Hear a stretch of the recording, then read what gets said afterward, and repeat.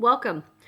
Welcome to the second video in the series of videos that I'm doing in regards to my DNA and how taking the test has changed my life dramatically. If you're interested in the backstory, I did a video before and that I will put in the description box down below if you want to watch it. If not, it's okay. No hard feelings. I rambled an awful lot. I'm still going to ramble, but hey, let's get to those results and try to get to those as soon as possible. But first, let me ramble. So, I took my DNA test 4 years ago. Things have changed since I took my DNA test. I should have done a video back then, but I'm actually kind of glad that I didn't because recently I uploaded my video or my raw data to DNA.land. I'm super excited because DNA.land gave me a broader spectrum of where my DNA markers come from compared to Ancestry.com. So when I go through these results of Ancestry, just keep in mind that they did change.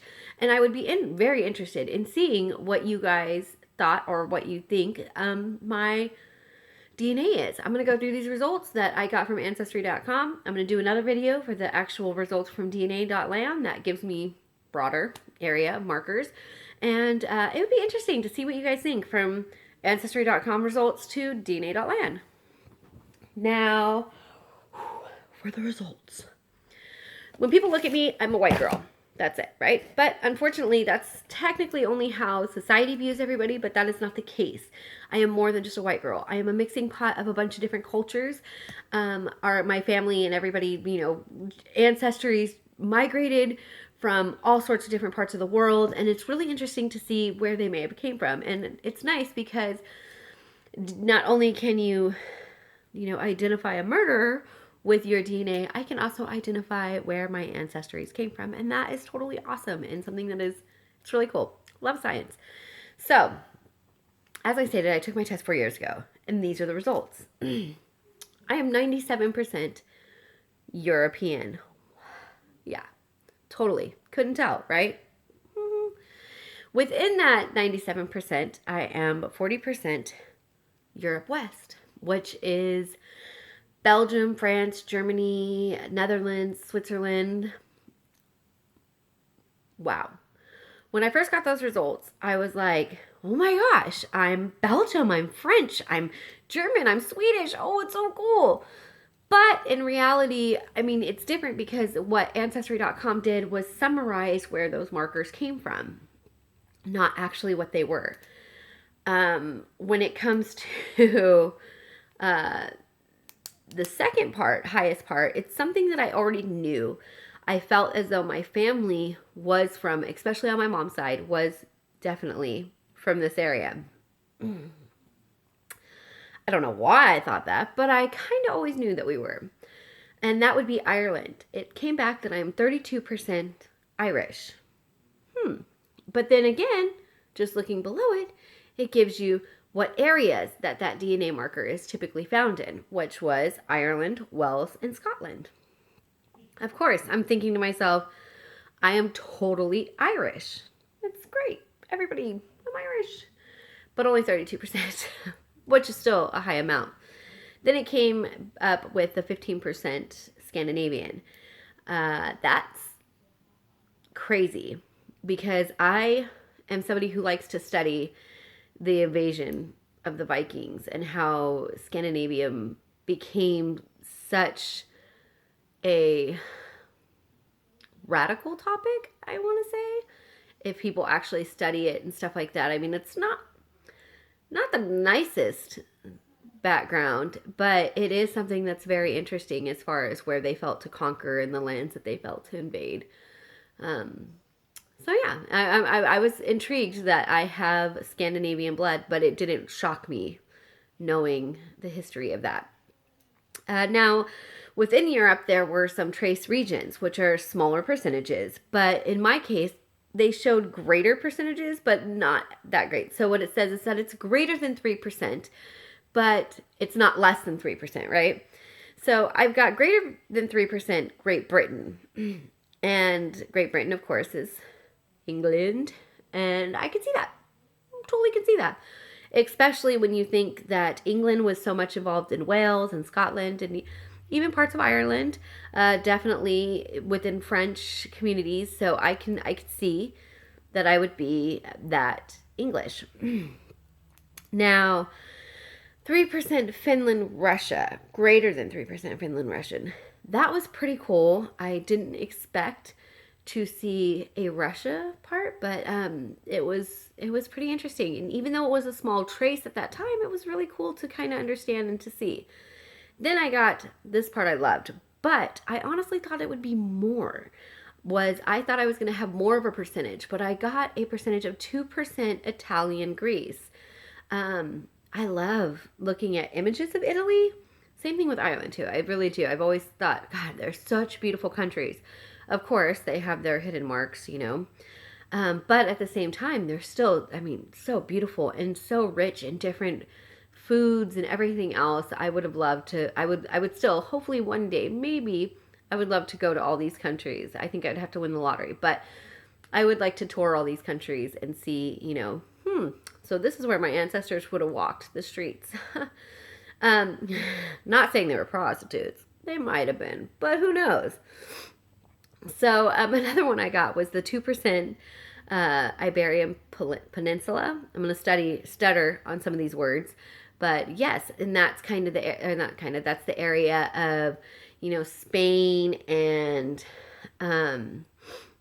like Spain and Portugal, still a little bit of France. So it's going to be interesting when I go over the DNA.land results. So please stay tuned for that video because it is still really, really cool to think about this, but it's going to be interesting to go over.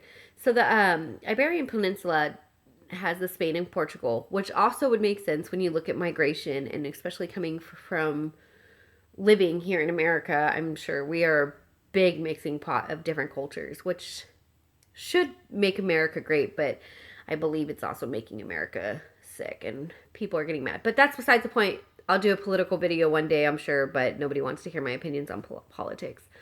Probably because I'm right. No, just kidding.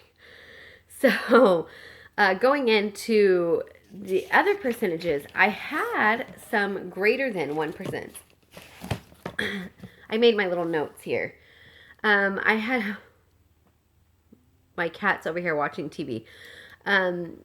I have greater than 1%, and I thought that they were really interesting to see.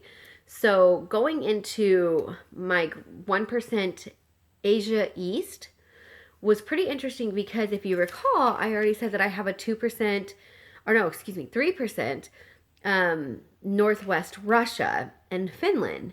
Now here I have the 1% East Asia, and it gives me Russia. So I think I have a stronger DNA marker in Russia, which is kind of cool. But I mean, when the way that Ancestry did with summarizing it, I mean, it's still kind of, I mean, it's still cool, but I think more along the lines of Russia. I don't know. Tell me what you think.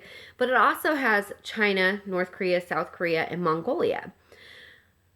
When you look at the migration patterns of how everybody just kind of went, whoop, it would make sense. I mean, to have those DNA markers. I don't feel as though I carry any of the, besides a little bit of the DNA in there, I don't think I carry any of the features that would be carried in some of those Asia East countries. But who knows, maybe. And I just don't realize it. Another one was West Asia, which currently we consider the Middle East. I know when I opened up, I'm going to tell you a little story, ramble real quick. When I opened up my DNA results, I was sitting there with my daughter, and probably a good reason why I didn't record it, because I'm not the smartest tool in the shed, by all means. And it was funny because I was like, West Asia, I don't look Asian. And my daughter looked at me and goes, no, but you look dumb right now. And I was like, what do you mean? And she had clarified that West Asia is actually the Middle East, but I did not know that. As much as I study like politics or I look into that kind of stuff, you would think I would know, but I didn't categorize it like that because, I mean, typically on news medias or reports, it's not West Asia, it's the Middle East. So I didn't relate the two. But that's okay. Enough rambling. I'm dumb. I will always admit that. But I'm smart, but I'm dumb. Okay. So it gives me Syria, Iraq, Saudi Arabia, Jordan, Lebanon, and Israel. And once again, with the migration patterns, it would kind of make sense as to why it would be in that area. Now, it, like I said, I keep stating it, I know I keep repeating it, it summarized it, which is still cool. It's nice to get a little summary, but it was really interesting to see that in there, because I look at those countries right now in the world that we live in. I probably, me myself, I've passed judgment, and then to see like, wow, I actually have a trace of that DNA in me, it is beautiful, and I'm a part of them. And even though they don't probably recognize me, I can understand and look at their culture and their heritage and understand a little bit in a way. So enough of the rambling. Rambling. Mm-hmm. So now we have the last one. Africa. I have greater than 1% African. Now, it says Africa North. And it says that Africa North, I have Morocco. I have Western Sahara. Those are amazing regions. Morocco culture is just, it's beautiful. I would love to go there one day. I'm really interested into seeing, like when I uploaded the DNA to DNA.land, it was interesting to see the changes of this, but it was still like, wow, I'm Moroccan. Even though it's greater than 1%, who knows how much the percentage is, it was nice to see, and it was really interesting. So those are the results that I received from Ancestry.com. They were a summary of the results. They did help me locate my biological father. So they did the purpose that I had, originally wanted them to do. And it's kind of cool to see when they, because when you do, I'm sure if you've watched these videos before, you know how it links you to other family members. So when it did that, it's cool to see like how many more of my family members are taking the test and then linking them into me and seeing that what their cultures are. And it's like, oh, well, okay, so my cousin has the Irish side. That's from my mom. And I'm like, oh, I knew it. But it's also, it's really cool. And I do recommend taking the test if anybody wants to. Before you can upload anything on DNA.land, you have to have the actual test. It's worth it for the price as far as I'm concerned, and it's just even fun to do. It can be time consuming, but it is something that's pretty interesting and pretty fun to do, and I recommend it for anybody. I don't know, I've said that probably 4 or 5 times, right? Now, keep in mind, our ancestors and the people that we are, the human race that we are, we come from so many different places and regions of the world that we need to kind of maybe focus that we're all different and love our individualities and love who we are and love us as people in general. Even if we don't agree with who is in office, or if we agree who we have placed in office here in America, we all need to remember that we are still living on this planet together, and we need to respect each other, and we need to not take each other for granted, if that makes sense. Even our cultures, no matter, because you might not know that you're a part of their culture too. So, okay, enough of that rambling too. With that being said, I'm gonna head out, start looking up how to do my next video, kiss my cat over here who's cuddling. Look, I just want to say, this is so sweet. He fell asleep watching TV. He's so cute. Okay, so I hope you enjoyed this video. Like and comment below.